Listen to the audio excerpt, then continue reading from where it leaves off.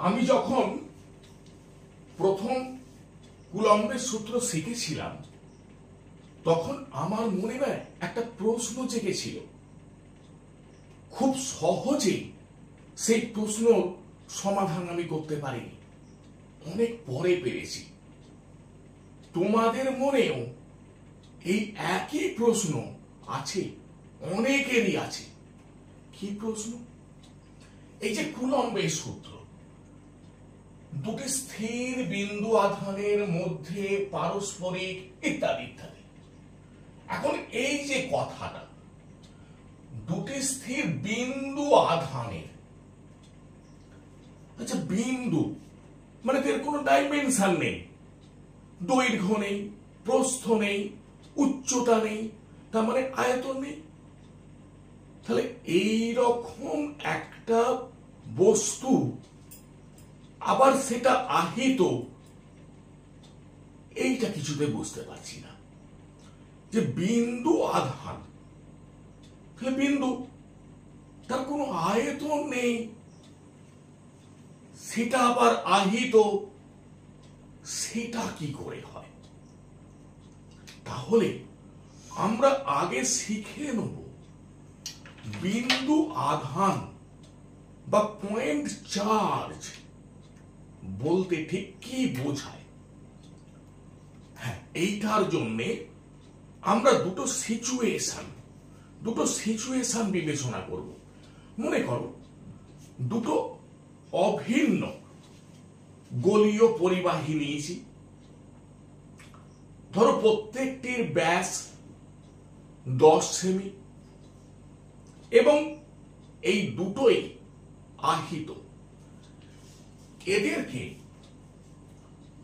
আমি প্রথমে 1 মিটার ব্যবধানে রাখছি। তাহলে দেখো এদের যে ব্যাসটা 10 সেমি, দুটো অভিন্ন। তাহলে আমি কি বলেছি? দুটো অভিন্ন গোলীয় পরিবাহী আমি নিয়েছি, দুটোই আহিত। এর ব্যাস কত? 10 সেমি। আমি এদেরকে প্রথমে 1 মিটার মানে 100 সেমি ব্যবধানে রাখলাম। আর একটা ক্ষেত্রে কি করলাম? একটাকে এই আমার এখানে রেখে দিলাম, আর একটাকে কলকাতায় পাঠিয়ে দিলাম। ধরে নাও আমার এখান থেকে কলকাতার দূরত্ব 100 কিলোমিটার। এটা 100 কিলোমিটার। 100 কিলোমিটার মানে 100 into 10 to the power 5 semi. 100 into 10 to the power 5 semi মানে এদের ব্যবধানটা 10 টু দি পাওয়ার 7 সেমি। ঠিক আছে? তাহলে এটা হলো R1। এবার দেখো, এখন আমি এর এই যে প্রথম ক্ষেত্র, এর আকার বাই ব্যবধান, এই অনুপাতটা আমি নির্ণয় করব। দেখো 10 সেমি বাই 100 সেমি কত হলো? 1/10 মানে 0.1। মানে ডিটা আর এর তুলনায় ক্ষুদ্র কিন্তু অতি ক্ষুদ্র নয়। এবার এখানে দেখো ব্যবধান আমার কত? 10 টু দি পাওয়ার 7 সেমি। আকার মানে ব্যাস, এটা কত? 10 সেমি। তাহলে ডি বাই R1, তাহলে ডি কত? 10 সেমি। এটা কত? 10 টু দি পাওয়ার 7 সেমি। তাহলে এটা আমি কত পাচ্ছি? তাহলে ডি বাই R1 দেখো 10 টু দি পাওয়ার -6 মানে দশমিকের পর 5টা শূন্য, তারপর 1। তাহলে এখানটা ডি R1 এর তুলনায় অতি ক্ষুদ্র। তাহলে দেখো এইখানে আহিত বস্তু দুটোকে আমি বিন্দু আধান বলবো না, কিন্তু এখানে আহিত বস্তু দুটোকে আমি বিন্দু আধান বলবো। তাহলে কি হলো, ব্যাপারটা কি হলো না, যদি দুটি আহিত বস্তুর ব্যবধানের তুলনায় আকার অত্যন্ত ক্ষুদ্র হয়, তাহলে আহিত বস্তু দুটিকে আমরা বিন্দু আধান বলবো। তাহলে দেখো এই জায়গাটা, ব্যবধানের তুলনায় আকার অত্যন্ত ক্ষুদ্র, কি করে বুঝলাম? আকার বাই ব্যবধান 10⁻⁻6। তাহলে আহিত বস্তুর আকারের তুলনায়, তাহলে দুটো যে আহিত বস্তু, এদের আকারের তুলনায় ব্যবধান অনেক বেশি, বা উল্টো আকার ব্যবধানের তুলনায় অত্যন্ত ক্ষুদ্র, তখন আমরা আহিত বস্তু দুটোকে বলবো বিন্দু আধান। এবার এখানটা দেখ, এখানে এই যে দুটো গোলীয় পরিবাহী, প্রতিটার ব্যাস 10 সেমি, কত ব্যবধানে রেখেছি? 100 সেমি ব্যবধানে রেখেছি। তাহলে আকার ব্যবধানের তুলনায় ক্ষুদ্র, কিন্তু অত্যন্ত ক্ষুদ্র নয়। তাই এই ক্ষেত্রে আহিত বস্তু দুটোকে আমরা বিন্দু আধান বলবো না। তাহলে দেখো, কুলম্বের সূত্র,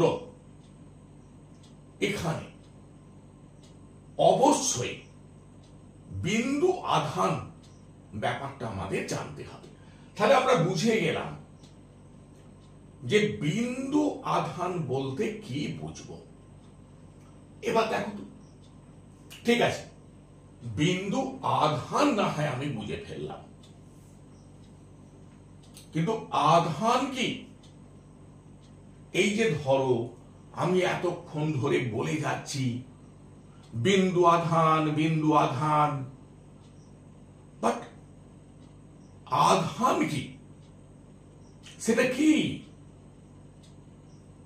আধান বা তড়িৎ আধান, তড়িৎ আধান হলো বস্তুর একটি ভৌত ধর্ম। তাহলে তড়িৎ আধান কি না, বস্তুর একটা ভৌত ধর্ম, যার জন্য ওই বস্তুটি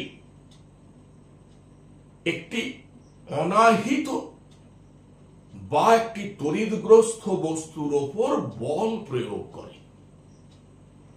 কি ব্যাপারটা একটু কেমন লাগছে, তাই তো?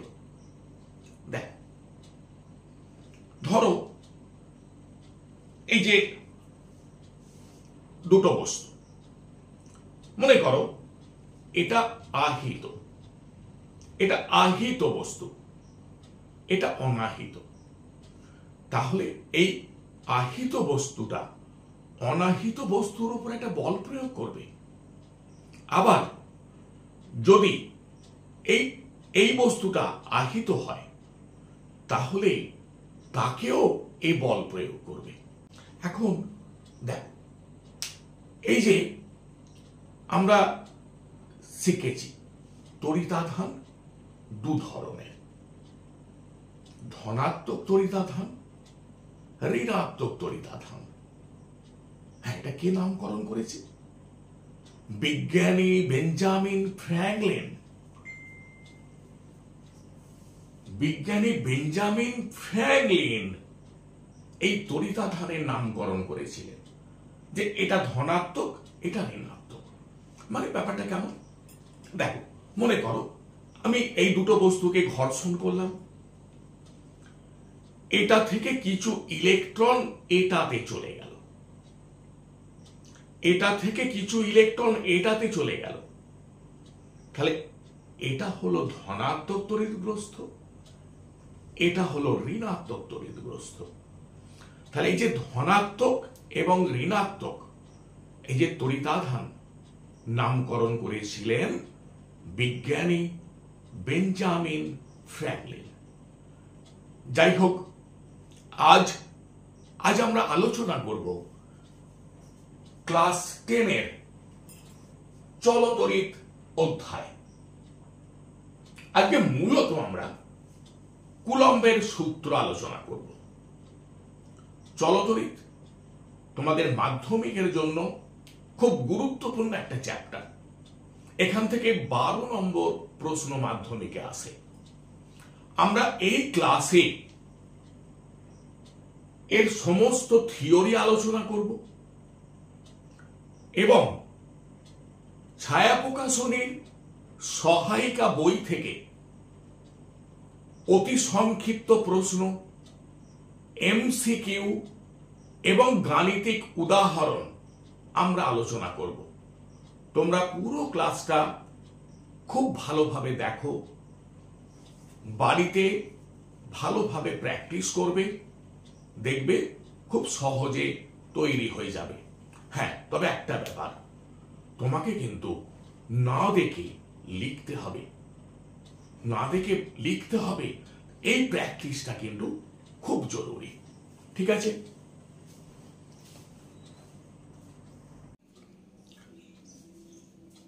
দেখো, একটা বস্তুতে মনে করো আমরা বললাম প্রচুর আধান আছে, আবার একটা বস্তুতে আধান আছে কম। একটা বস্তুর আধান ধনাত্মক, আবার একটা বস্তুর আধান ঋণাত্মক।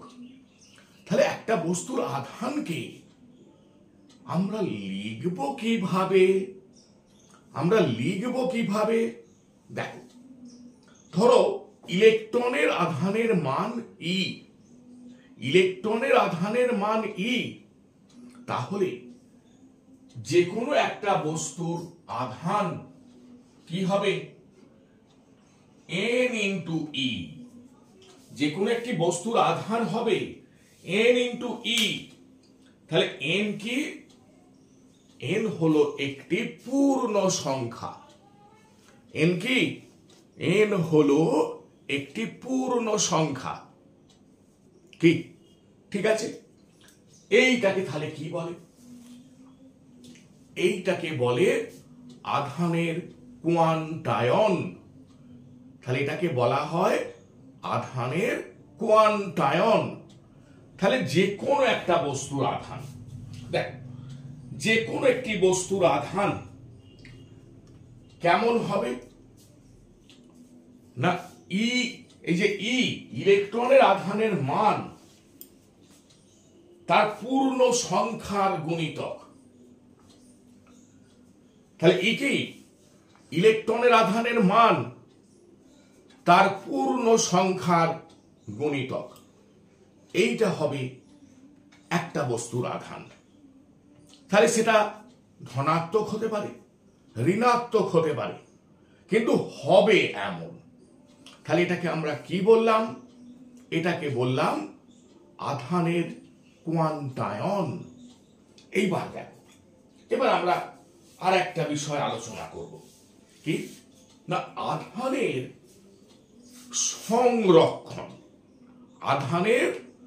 সংরক্ষণ। সেটা কি না? কোনো বিচ্ছিন্ন সংস্থার মোট তড়িতাধান সর্বদা ধ্রুবক থাকবে। তাহলে একটা বিচ্ছিন্ন সংস্থার মোট তড়িতাধান সর্বদা ধ্রুবক থাকবে। তাহলে এটা কি? এটা হলো আধানের সংরক্ষণ নীতি। নাও এবার আলোচনা করা যাক কুলম্বের সূত্র। দেখ, দুটো স্থির বিন্দু আধানের মধ্যে পারস্পরিক আকর্ষণ বা বিকর্ষণ বল আধান দুটির মানের গুণফলের সমানুপাতিক। দেখো, ধরো দুটো বিন্দু আধান, একটা বিন্দু আধান হচ্ছে Q1, এ বিন্দুতে আছে, আর একটা বিন্দু আধান Q2 বি বিন্দুতে আছে, এদের ব্যবধান আর। তাহলে এই যে আধান দুটো যদি সম প্রকৃতির হয়, তাহলে পরস্পরকে কি করবে? বিকর্ষণ। দুটোই ধনাত্মক ভাবে আহিত, পরস্পরকে বিকর্ষণ করবে। দুটোই ঋণাত্মক ভাবে আহিত, পরস্পরকে বিকর্ষণ করবে। কিন্তু একটা ধনাত্মক আর একটা ঋণাত্মক হলে পরস্পরকে আকর্ষণ করবে। তাহলে দুটো বিন্দু আধান, একটা Q1 একটা Q2, এ বিন্দুতে আছে Q1 বি বিন্দুতে আছে Q2। তাহলে এদের যে পারস্পরিক বল, এই পারস্পরিক বল F ভ্যারিজ অ্যাজ কি আধান দুটির মানের গুণফলের সমানুপাতিক। Varies as Q1 into Q2 যখন আর স্থির। আর কি? ও আধান দুটির মধ্যবর্তী দূরত্বের বর্গের ব্যস্তানুপাতিক। এ ভ্যারিজ অ্যাজ 1/r স্কয়ার যখন Q1 Q2 স্থির।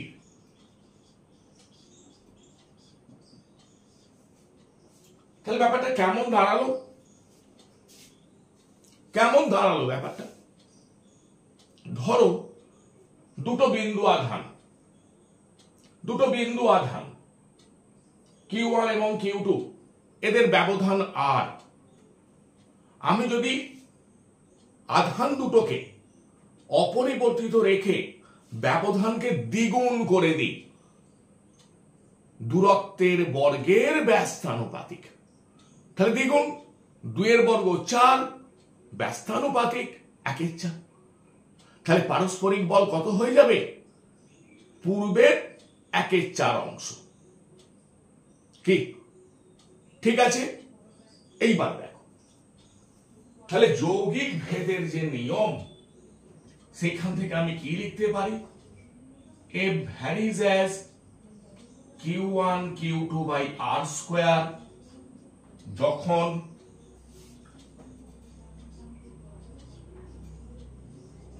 Q1 Q2 ও r পরিবর্তনশীল।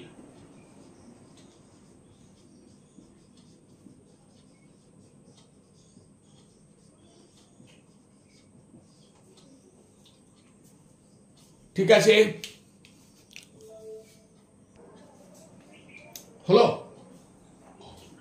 তাহলে যৌগিক ভেদের নিয়ম থেকে আমরা কি লিখতে পারি? A varies as Q1 Q2 by r square যখন Q1 Q2 ও r পরিবর্তনশীল। এবার তাহলে এই সমীকরণটাকে আমাদের সমান করতে হবে। একটা ধ্রুবক দিয়ে আমাকে গুণ করতে হবে। এই ধ্রুবকটা হলো কে। তাহলে ধ্রুবকটা কি? কে।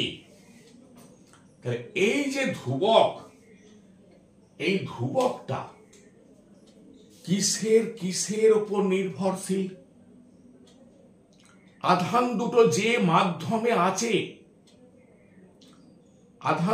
মাধ্যমে আছে তার প্রকৃতি এবং এককের পদ্ধতির উপর নির্ভরশীল। তাহলে এই যে আমি বলে ফেললাম যে এই যে ধ্রুবক, এই ধ্রুবকটা কিসের উপর নির্ভরশীল? মাধ্যমের প্রকৃতি আর এককের পদ্ধতি।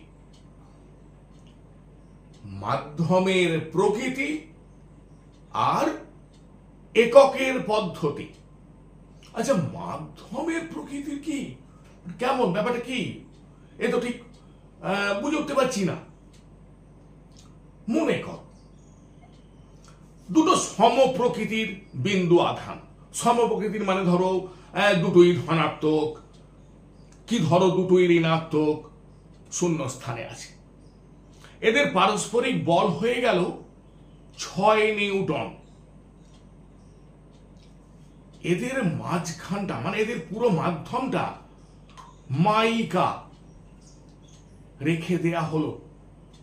দেখা গেল বিকর্ষণ বল আর 6 নিউটন হচ্ছে না, হয়ে যাচ্ছে 1 নিউটন, হয়ে যাচ্ছে 1 নিউটন। তার মানে ধরো দুটো বিন্দু আধান, হ্যাঁ আধান দুটো একই আছে, কিন্তু এদের মাঝের যে মাধ্যম এটা বিভিন্ন সময়ে বিভিন্ন। তাহলে পারস্পরিক বল যেটা, পারস্পরিক বলের মানটাও চেঞ্জ হয়ে যাবে। কি ব্যাপারটা ক্লিয়ার হলো? দেখো, এমনি মাধ্যম বলতে আমরা সাধারণত কি বুঝি, আমাদের দৈনন্দিন জীবনে আমরা কি বুঝি? বায়ু। এই যে ধরো আমি এখানে আছি, আমি যদি দুটো চার্জকে এখানে একটা রাখি, তাহলে এদের মধ্যে মাধ্যম কি? বায়ু। হ্যাঁ, বায়ুর পরিবর্তে যদি অন্য কিছু থাকে তাহলে মাধ্যম চেঞ্জ হবে, পারস্পরিক বলও চেঞ্জ হবে। যদি একই আধান, দুটো আধান তুমি বিন্দু আধান নিলে, একই ব্যবধানে রাখলে, তাহলে দেখো তুমি দুটো একই বিন্দু আধান নিচ্ছ, একই ব্যবধানে রাখছো, খালি চেঞ্জ করছো এদের মাঝের মাধ্যমকে। মাধ্যম চেঞ্জ, বলের মানও চেঞ্জ। তাহলে কি দাঁড়ালো? এই যে কে মাধ্যমের প্রকৃতির উপর নির্ভরশীল। এইবার দেখো, ঠিক এই কারণে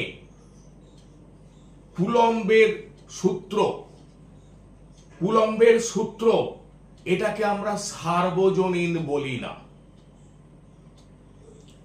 তাহলে দুটো বিন্দু আধানের মধ্যে যে পারস্পরিক বল, এ তো মাধ্যমের প্রকৃতির উপর নির্ভর করছে। বিভিন্ন মাধ্যমে বিভিন্ন, সর্বোচ্চ কোথায়? শূন্য স্থানে। তাহলে দুটো বিন্দু আধান একটা নির্দিষ্ট ব্যবধানে আমরা রাখছি, একবার শূন্য স্থানে রাখলাম এবং অনেকবার বিভিন্ন মাধ্যমে রাখলাম। কি লক্ষ্য করব? এই পারস্পরিক বল সর্বোচ্চ হবে শূন্য স্থানে থাকলে। তাহলে এই যে কুলম্বের সূত্র যেটা আমরা আলোচনা করছি, কি দেখছি যে না, এ বিভিন্ন মাধ্যমে বিভিন্ন, এ মাধ্যমের প্রকৃতির উপর নির্ভর করে।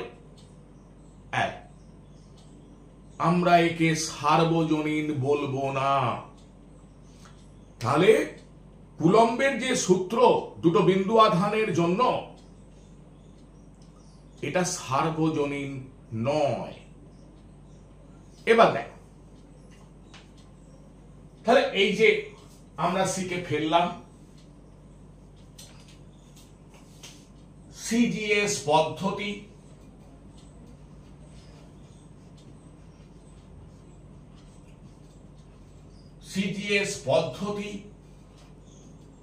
শূন্য স্থান। দেখো, সিজিএস পদ্ধতি শূন্য স্থান হলে কি হবে না, সিজিএস পদ্ধতি শূন্য স্থান হলে এই যে ধ্রুবক এটা হয়ে যাবে 1।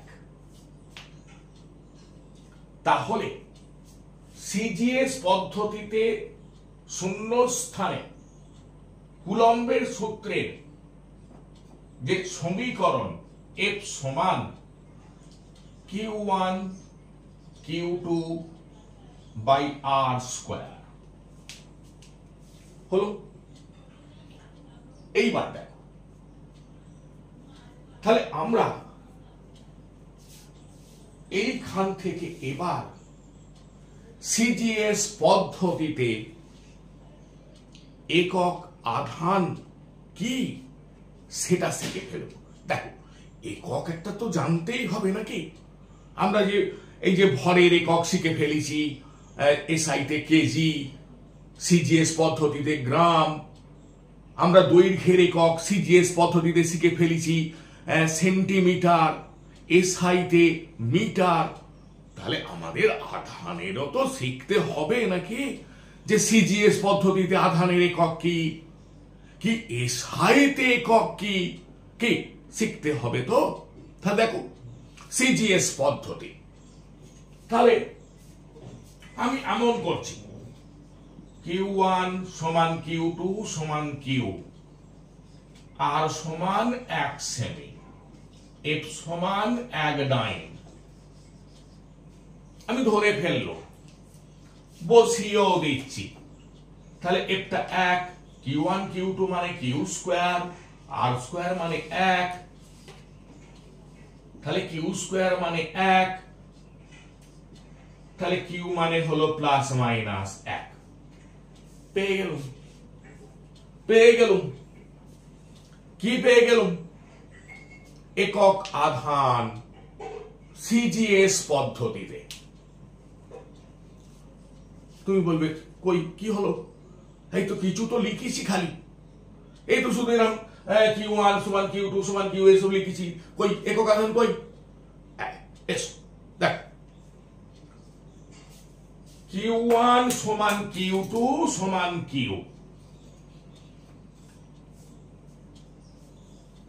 তাহলে দেখ, শূন্য স্থানে দুটি সম প্রকৃতির ও সমমানের বিন্দু আধানকে, তুমি বলবে যে এইসব হলো ঠিক আছে, আবার শূন্য স্থান কোত্থেকে এলো? শূন্য স্থান কোত্থেকে এলো? এই যে এখানে আমি প্রথমে কি লিখে ফেলেছি, শূন্য স্থান। সিজিএস পদ্ধতি শূন্য স্থান, তবেই সমীকরণ, মানে শূন্যস্থান আছে, শূন্যস্থান আছে। নাও তাহলে আবার শুরু করা যাক। শূন্য স্থানে দুটি সমপরিমাণ ও সমপ্রকৃতির বিন্দু আধানকে, আর সমান 1 সেমি, পরস্পর থেকে 1 সেমি ব্যবধানে রাখলে, 1 সেমি ব্যবধানে রাখলে যদি পারস্পরিক বিকর্ষণ বল 1 ডাইন হয়, তাহলে কি প্রত্যেকটি আধানকে বলবো এক ইএসইউ আধান, এক ইএসইউ আধান বা এক স্ট্যাট কুলম বা এক ফ্র্যাঙ্কলিন। ইএসইউ আবার কি? ইএসইউ কথাটা হলো ইলেকট্রোস্ট্যাটিক ইউনিট। আবার বলি, তাহলে আমরা কি শিখে ফেললাম? আমরা শিখে ফেললাম সিজিএস পদ্ধতিতে একক আধানের সংজ্ঞা। ঠিক আছে, শূন্য স্থানে দুটি সমপরিমাণ ও ও সম প্রকৃতির বিন্দু আধানকে 1 সেমি ব্যবধানে রাখলে যদি পারস্পরিক বিকর্ষণ বল এক ডাইন হয় তাহলে প্রতিটি আধানকে বলা হয় এক ইএসইউ আধান বা এক স্ট্যাটকুলম বা এক ফ্র্যাঙ্কলিন। তাহলে এটা কি হয়ে গেল? সিজিএস পদ্ধতিতে আমি একক আধান কি এটা শিখে ফেললাম। তাহলে সিজিএস পদ্ধতি হলো এবার এসআই। এবার এসআই এসআই শূন্য স্থান। এসআই শূন্য স্থান হলে কি হবে? দেখ, এসআইতে শূন্য স্থানে ওই যে ধ্রুবক সেটা মানটা হচ্ছে 9 × 10⁹ 9 × 10⁹ এককটা হলো newton metre square per coulomb square. তোমরা বলবে এরকম একক লিখে ফেললে কি করে হবে? কি হঠাৎ করে ওই newton metre square per coulomb square এরকম লিখে ফেললে কি করে মনে রাখবো, কি করে মুখস্থ করব? হ্যাঁ ঠিক আছে, একটু দাঁড়াও, আমি আলোচনা করে দেবো যে মুখস্থ না করেও এর এককটা তুমি কি করে নির্ণয় করতে পারবে। একটু একটু ধৈর্য ধরো, আমি আলোচনা করে দিচ্ছি। এখন এইটাকেই মনে করো আমি যা লিখেছি। তাহলে এসআইতে শূন্য স্থানে কুলম্বের সূত্রের সমীকরণটা তাহলে কি? F সমান 9 × 10⁹ Q1 Q2 by R square.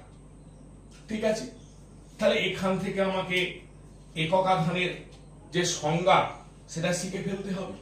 তাহলে কি করে শিখব? Q1 সমান Q2 সমান Q, R সমান 1 মিটার, F সমান 9 × 10⁹ নিউটন।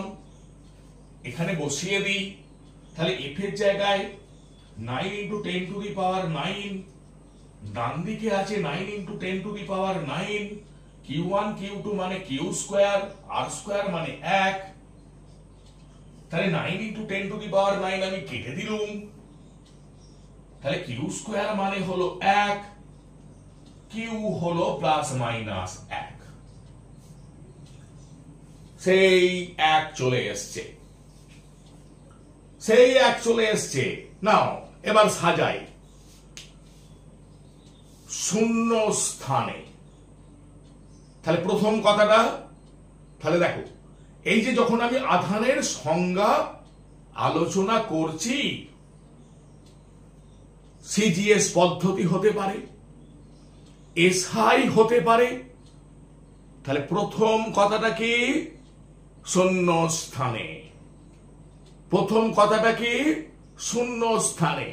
তারপরের কথাটা, শূন্য স্থানে দুটি সমপরিমাণ ও সমপ্রকৃতির বিন্দু আধানকে 1 মিটার ব্যবধানে রাখলে যদি পারস্পরিক বিকর্ষণ বল 9 × 10⁹ নিউটন হয়,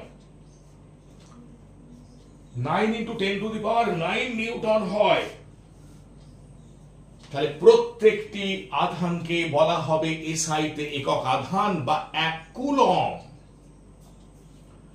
তাহলে কি বলা হবে? 1 কুলম। তাহলে দেখো সিজিএস পদ্ধতিতে আধানের একক কি হলো? ইএসইউ আধান বা স্ট্যাট কুলম শিখে ফেলেছি। এসআইতে কি হলো? কুলম। এসআইতে কি হলো? কুলম। এইবার এইটা তোমাদের এই মাত্র আমি বলেছি যে একটু ধৈর্য ধরো, শিখিয়ে দেবো। দেখো ওই যে সমীকরণটা লক্ষ্য করো, এফ সমান K Q one Q two by R square. তাহলে কে এফ আর স্কোয়ার, তলায় কিউ ওয়ান কিউ টু, এসআইতে তাহলে এফ কি? দেখো এককটা আমি শুধু নির্ণয় করছি, এককটা এফ কি? নিউটন। আর স্কোয়ার মিটার স্কোয়ার, নিচে Q one Q two, coulomb into coulomb per coulomb square. তাহলে দেখো, তাহলে এই যে এসআইতে শূন্য স্থানে কে সমান কি 9 ইন্টু 10 টু দি পাওয়ার 9, কিন্তু কে এর এককটা আমি কি লিখে ফেললুম? Newton metre square per coulomb square. আমি মুখস্থ রাখবো না, আমি নির্ণয় করে নেব। কি করে? এইখান থেকে এফ বল, এসআইতে একক নিউটন, আর স্কোয়ার মিটার স্কোয়ার, তলায় Q one Q two, coulomb into coulomb per coulomb square. হলো?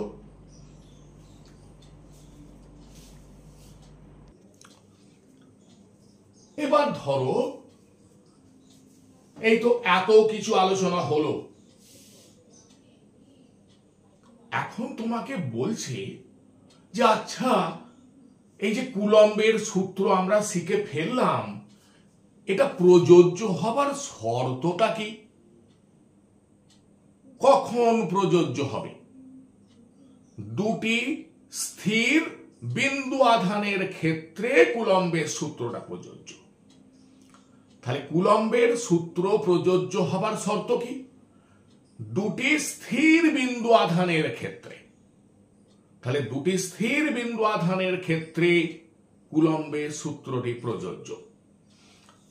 তাহলে আমরা মোটামুটি এখানে কিছু বিষয় আলোচনা করে নিয়েছি। এবার আমরা শিখব এই যে আধানের যে একক আমরা শিখলাম, সিজিএস পদ্ধতি, এসআই, এবার এদের সম্পর্কটা আমরা শিখে নেব।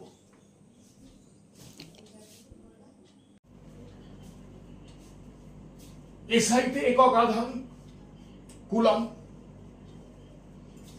সিজিএস পদ্ধতিতে একক আধান এসইউ আধান বা স্ট্যাট কুলম। তাহলে এদের মধ্যে রিলেশনটা কি? এই যে দুটো আধান আমি বললাম, কুলম আর এসইউ আধান, সম্পর্কটা হলো 1 কুলম মানে 3 into 10 to the power 9 SU আধান বা স্ট্যাট কুলম।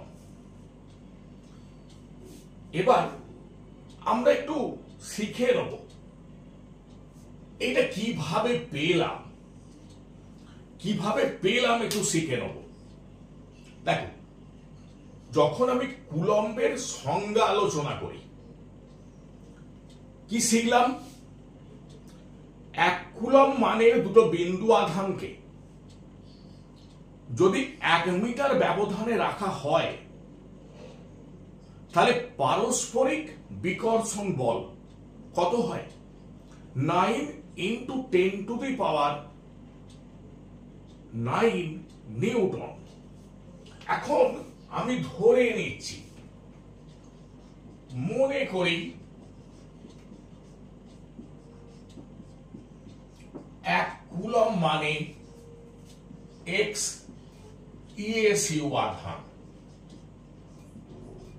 আমি এটা ধরে নিলাম যে 1 কুলম মানে এক্স ইএসইউ আধান। তাহলে দুটো আধান আছে, 1 কুলমে দুটো বিন্দু আধান। তাহলে Q1 সমান Q2 মানে এক্স ইএসইউ আধান। সেটা কি ধরে নিয়েছি আমি না, 1 কুলম মানে এক্স ইএসইউ আধান আমি ধরে নিয়েছি। এবার এরা কত ব্যবধানে আছে? 1 মিটার মানে 100 সেমি, 10⁻² সেমি ব্যবধানে আছে। কোথায়? শূন্য স্থানে। পারস্পরিক বিকর্ষণ বল 9 × 10⁹ নিউটন। তাহলে 9 × 10⁻14 ডাইন। কি করে করলাম? 1 নিউটন মানে 10⁵ ডাইন। দেখ, ছিল এসআই মানে 1 কুলম মানে দুটো বিন্দু আধানকে 1 মিটার ব্যবধানে রাখলে পারস্পরিক বিকর্ষণ বল কত? 9 × 10⁹ নিউটন। আমি চেঞ্জ করে নিলাম, সিজিএস পদ্ধতিতে চেঞ্জ করে নিলাম। তাহলে আমি কি ধরে নিয়েছি? 1 কুলম মানে এক্স ইএসইউ আধান। তাহলে দুটো বিন্দু আধান এক্স ইএসইউ আধান শূন্য স্থানে 100 সেমি ব্যবধানে যদি থাকে, পারস্পরিক বিকর্ষণ বল হবে 9 × 10⁻14 ডাইন। তাহলে পুরো চেঞ্জ করে নিলাম আমি, সিজিএস পদ্ধতি, শূন্য স্থান। তাহলে কুলম্বের সূত্রের সমীকরণ F সমান Q1 Q2 by R square. F কত? 9 × 10⁻14। Q1 Q2 x × x square R square 10⁻², তার স্কয়ার 10⁻⁴।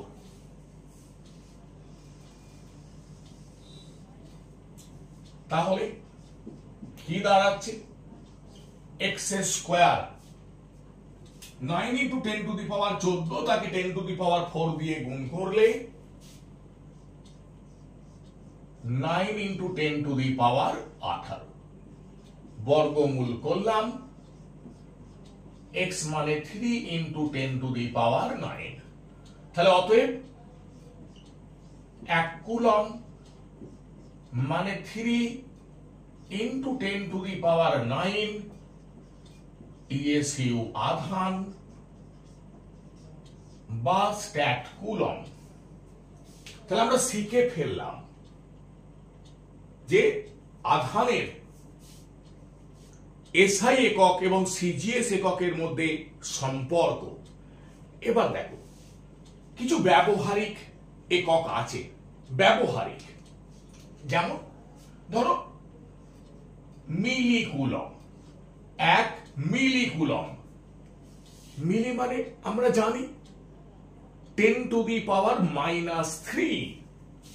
তাহলে 1 মিলিকুলম মানে 10⁻³ কুলম। 1 মাইক্রোকুলম, মাইক্রো মানে আমরা জানি 10⁻⁻6 10⁻⁻6 কুলম। ন্যানোকুলম, 1 ন্যানোকুলম, ন্যানো মানে 10⁻⁹9 10⁻⁹9 কুলম। তাহলে এগুলো হলো ব্যবহারিক একক।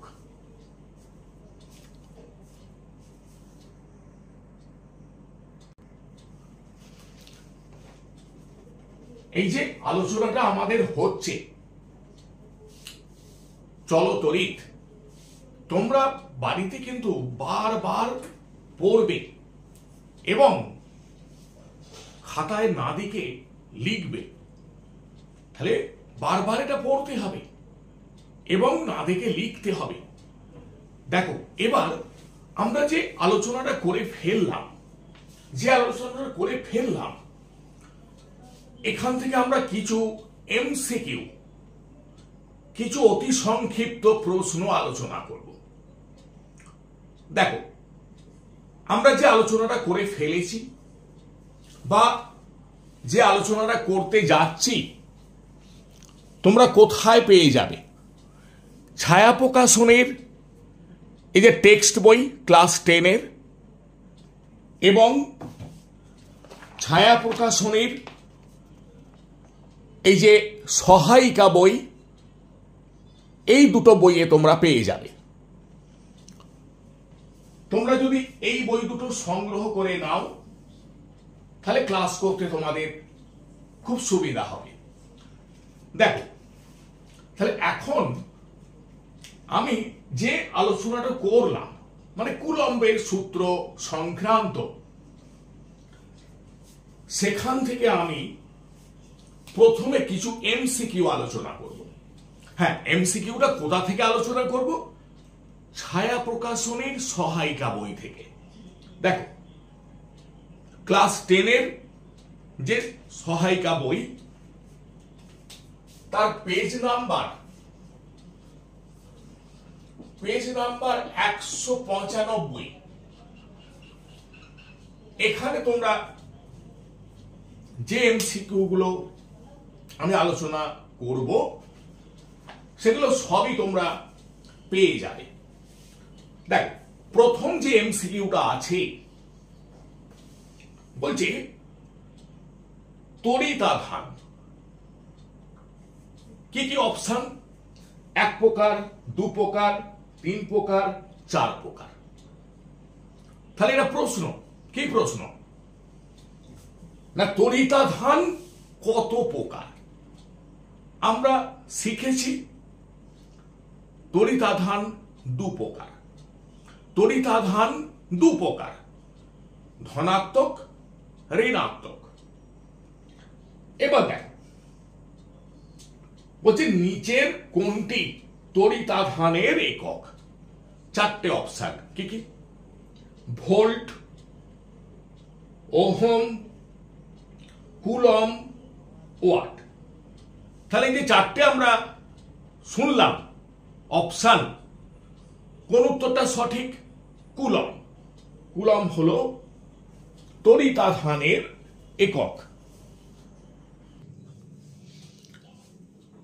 এবার পরের যে এমসিকিউ, বলছে একটি ইলেকট্রনের আধান হলো, কি কি অপশন?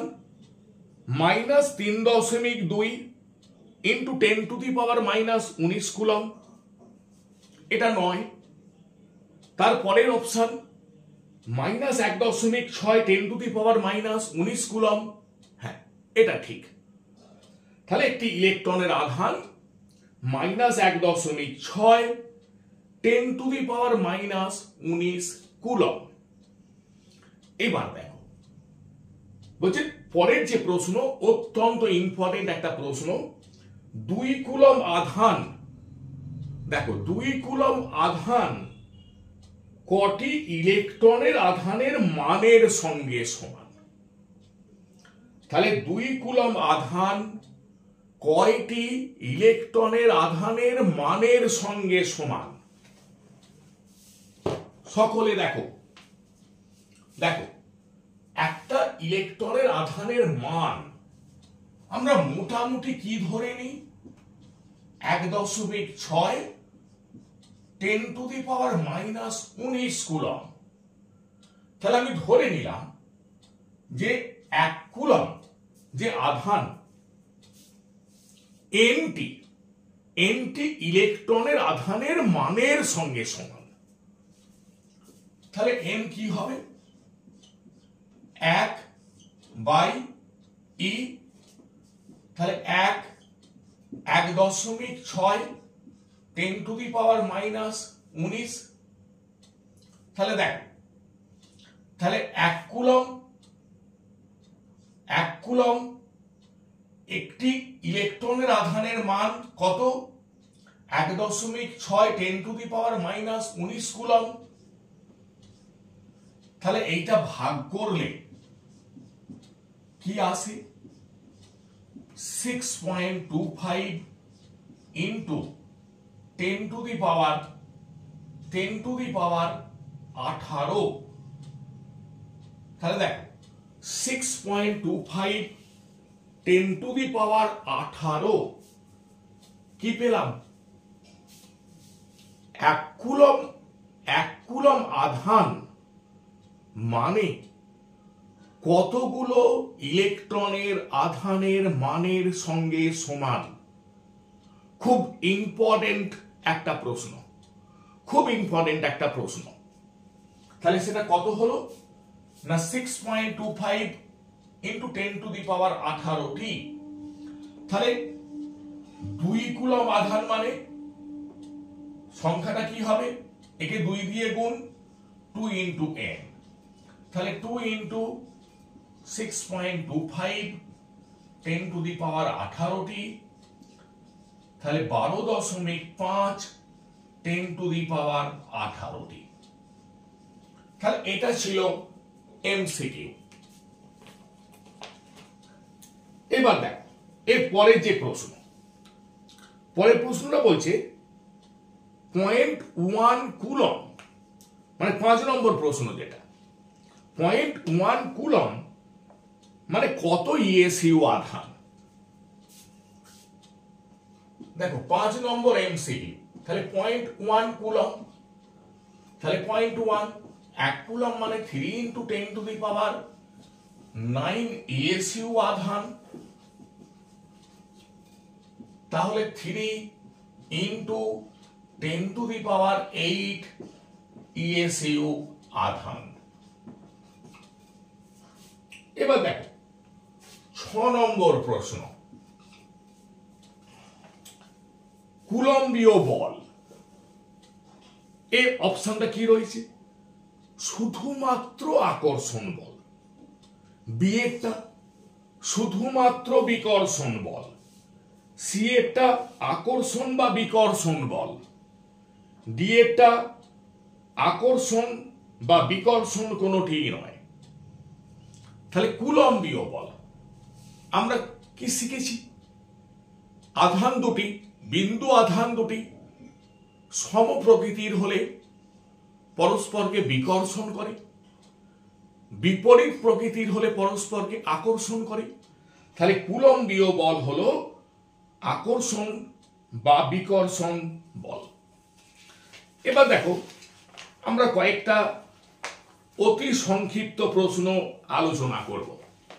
অতি সংক্ষিপ্ত প্রশ্ন। এখন এটা রয়েছে পেজ নাম্বার 196। তাহলে ছায়া প্রকাশনের যে ক্লাস 10 সহায়িকা বই তার 196 নম্বর পেজে রয়েছে। দেখো প্রথম প্রশ্ন, সিজিএস পদ্ধতিতে তড়িতাধানের একক কি? এটা 2022 সালের মাধ্যমিক পরীক্ষায় এসেছিল। দেখো তাহলে কোশ্চেনটা কি? সিজিএস পদ্ধতিতে তড়িতাধানের একক কি? আমরা শিখেছি সিজিএস পদ্ধতিতে তড়িতাধানের একক হলো ইএসইউ আধান বা স্ট্যাট কুলম। তাহলে এটা 2022 সালের মাধ্যমিক পরীক্ষায় এসেছিল। এবার দেখো 2 নম্বর প্রশ্ন, এসআইতে তড়িতাধানের একক কি? আমরা শিখেছি এসআইতে তড়িতাধানের একক কুলম। এবার দেখো 3 নম্বর প্রশ্ন, খুব ভালো একটা প্রশ্ন, একটি অনাহিত বস্তুকে ধনাত্মক আধানে আহিত করা হলে ভর বাড়ে না কমে? এর পরের প্রশ্নটা অনুরূপ, একটি অনাহিত বস্তুকে ঋণাত্মক আধানে আহিত করা হলে ভর বাড়ে না কমে। তাহলে দেখো, খুব ভালো দুটো অতি সংক্ষিপ্ত প্রশ্ন এই বইতে রয়েছে। এখন দেখো, ধরো এইটা একটা বস্তু, এখান থেকে যদি কিছু ইলেকট্রন চলে যায় তাহলে এটা হবে ধনাত্মক ভাবে আহিত। আবার এটাতে যদি কিছু ইলেকট্রন এসে জমা হয় তাহলে এটা হবে ঋণাত্মক ভাবে আহিত। কি, ধরো আমি আবার এইভাবে বলছি যে এই যে দুটো বস্তু আমি ঘর্ষণ করলাম, ফলে এখান থেকে কিছু ইলেকট্রন এটাতে চলে গেল, তাহলে এখান থেকে ইলেকট্রন চলে গেল এটাতে, তাহলে এটা হলো ধনাত্মক তড়িৎগ্রস্ত। তাহলে ধনাত্মক তড়িৎগ্রস্ত মানে কে চলে গেল?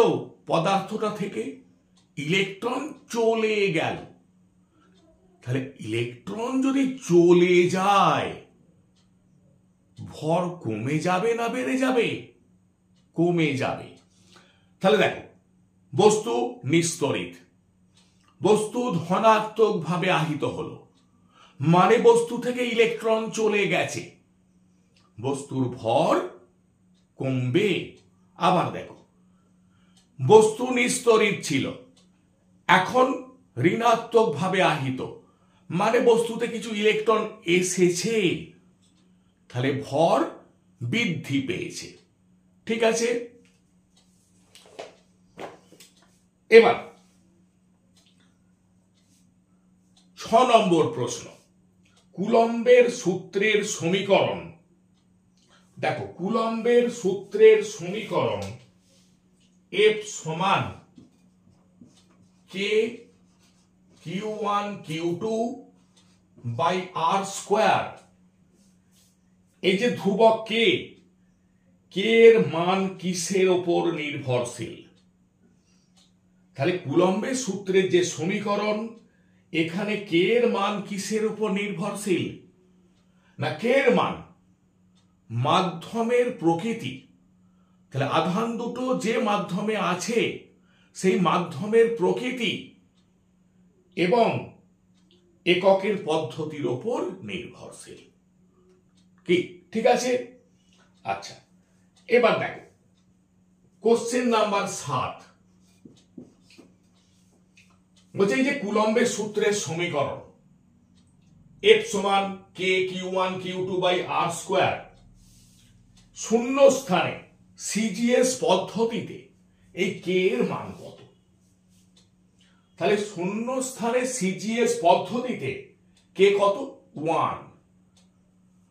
8 নম্বর প্রশ্ন বলছে শূন্য স্থানে এসআইতে কে কত? শূন্য স্থানে এসআইতে কে কত? 9 × 10⁹ newton metre square per coulomb square হলো। এবার দেখো 10 নম্বর প্রশ্ন, কুলম্বের সূত্রকে সার্বজনীন বলা যায় কি? আমরা এটা ইতিমধ্যে আলোচনা করে ফেলেছি যে না, কুলম্বের সূত্রকে সার্বজনীন বলা যায় না। দেখো, কুলম্বের সূত্র থিওরি শিখলাম, কিছু এমসিকিউ শিখলাম, কিছু অতি সংক্ষিপ্ত প্রশ্ন শিখলাম। এবার শিখব কিছু গাণিতিক উদাহরণ। দেখো, চলতড়িৎ এই অধ্যায়টা থেকে প্রতি বছর মাধ্যমিকে গাণিতিক প্রশ্ন থাকে, প্রতি বছর।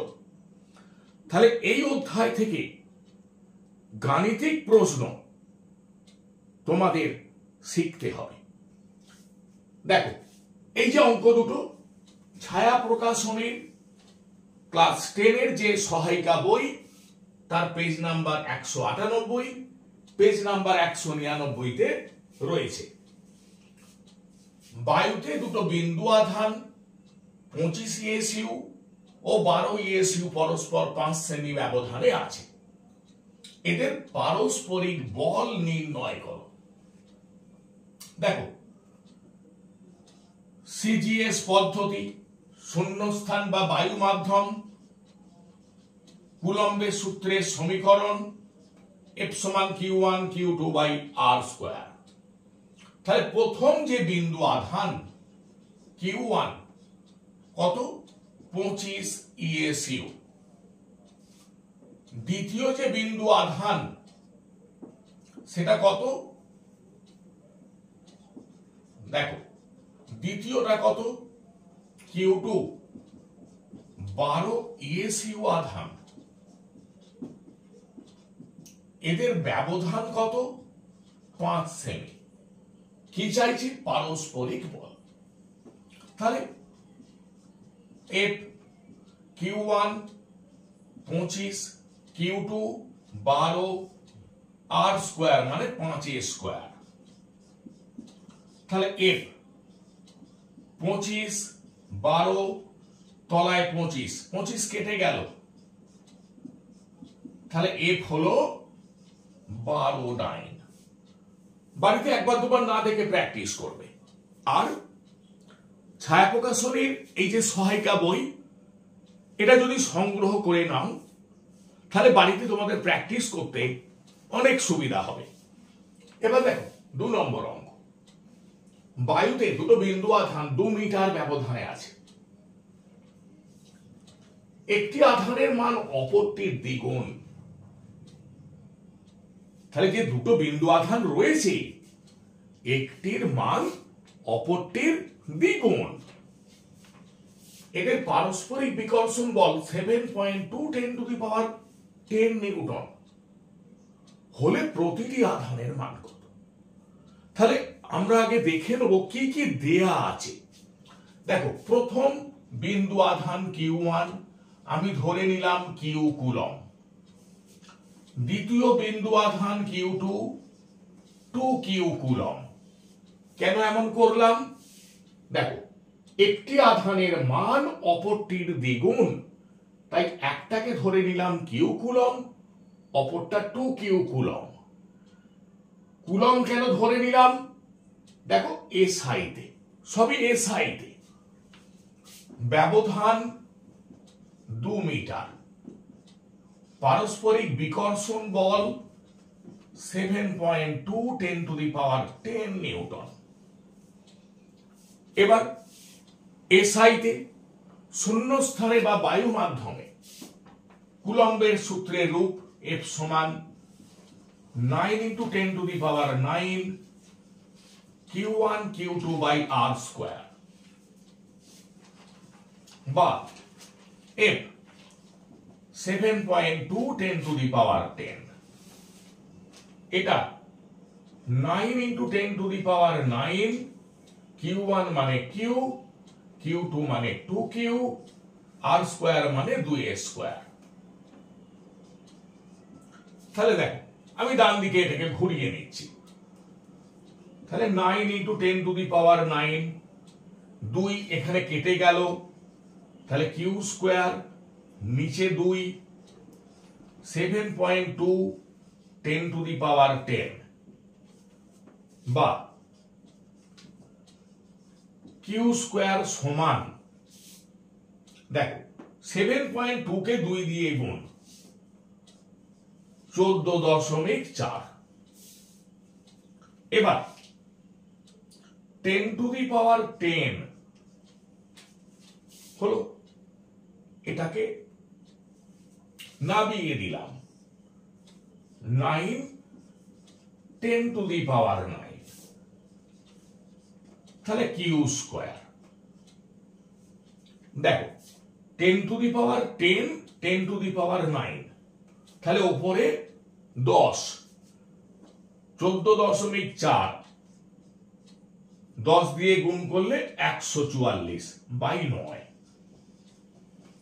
তাহলে Q স্কয়ার মানে 144/9 মানে 16।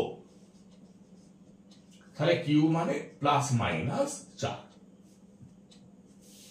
তাহলে Q1 কি, আমি যদি প্লাস মানটা ধরি তাহলে Q1 4 কুলম্ব, তাহলে Q2 2 × 4 8 কুলম্ব। আমি যদি মাইনাস মানটা নিই তাহলে Q1 minus 4 coulomb, Q2 minus 8 coulomb. তাহলে প্রতিটি আধান কত কত, 4 কুলম্ব 8 কুলম্ব, অথবা মাইনাস 4 কুলম্ব মাইনাস 8 কুলম্ব। ঠিক আছে,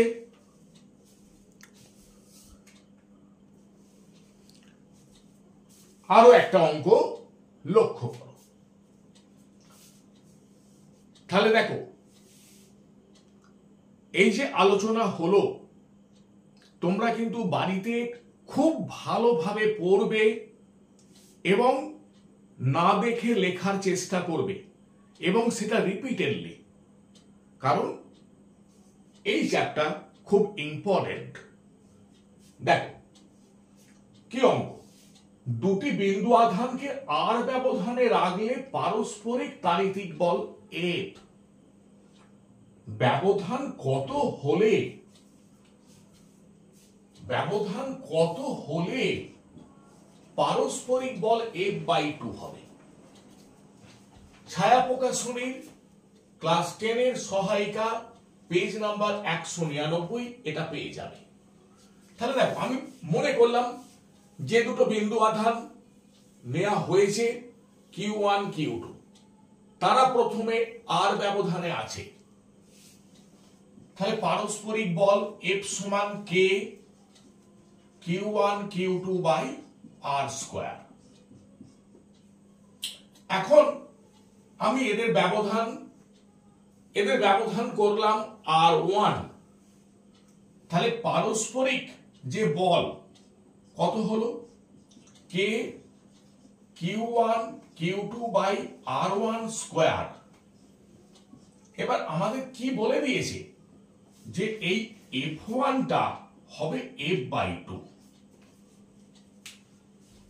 মানে মনে করো দুটো বিন্দু আধান আছে, একটা নির্দিষ্ট ব্যবধানে আছে, আর ব্যবধানে পারস্পরিক বল 100 নিউটন। এখন আমাদের বলছে এই ব্যবধানটা কত করলে পারস্পরিক বল অর্ধেক হবে, মানে 50 নিউটন হবে। এখন দেখো, আমরা এটা শিখেছি যে আধান দুটো অপরিবর্তিত থাকলে দূরত্ব যদি বাড়ে তাহলে পারস্পরিক বল কম হবে। তাহলে দেখো, F1 K